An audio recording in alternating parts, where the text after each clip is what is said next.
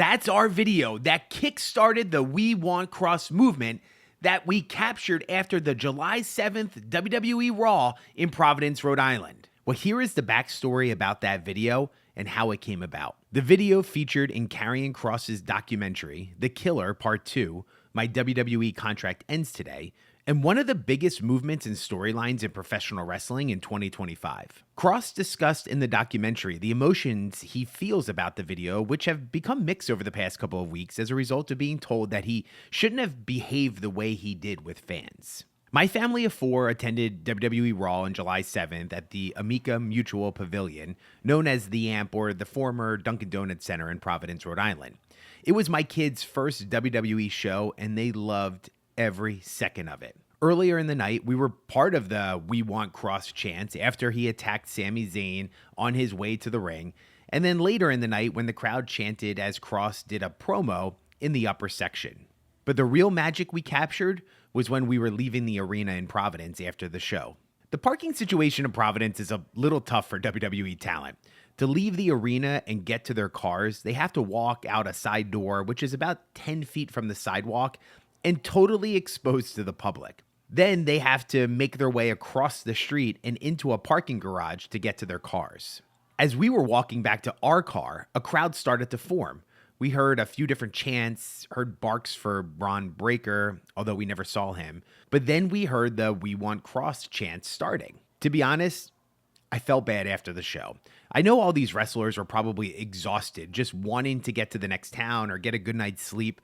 Kross even had a packaged meal on top of his suitcase, and I'm sure he was dying to eat. But Kross was spending the time to connect with fans, and when he came over to our side of the barricade, I started filming as he was making his way to my daughter, who was desperate to make a connection with a WWE superstar. I zoomed out here, trying to capture my daughter's arm as she gave Kross a high five. It was awesome. She was so pumped. And then I actually stopped filming after that happened. But a few seconds later, Dragon Lee and the LWO came out with William Regal, so I started filming again. The LWO group stopped for a few pictures, but then moved on. Regal gave a slight head nod and moved on too. Bayley must have gotten out early because we just saw her pulling out of the parking garage already in her car. After Regal and the LWO left, who was still there? Kross. It was like magic. Instantly, the crowd started chanting, "We Want Kross." We want Kross! We want Kross! We want Kross! We want Kross! We want Kross! We want Kross! We want Kross! We want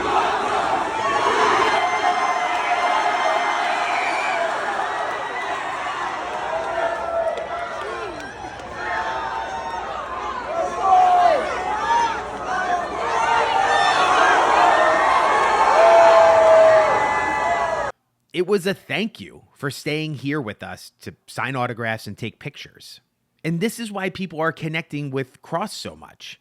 He stayed for a long time. He valued that connection. For a family of four, we just paid $500 for tickets, $100 on merch, $100 on concessions, $50 for parking. That 10 minutes that Kross stayed with the crowd was the highlight of the night. Now, Kross started to leave. As you could see, security and someone from WWE was maybe trying to move him forward when Scarlett stopped Kross. By the way, Scarlett was amazing. It was complete mayhem there.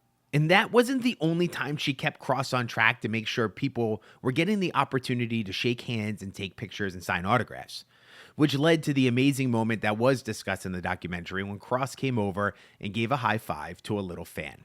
When I posted this on our social media accounts, it was picked up in a lot of different places. We did close to 1 million views. The fans are connected. We want Kross. We want Kross! We want Kross! We want Kross!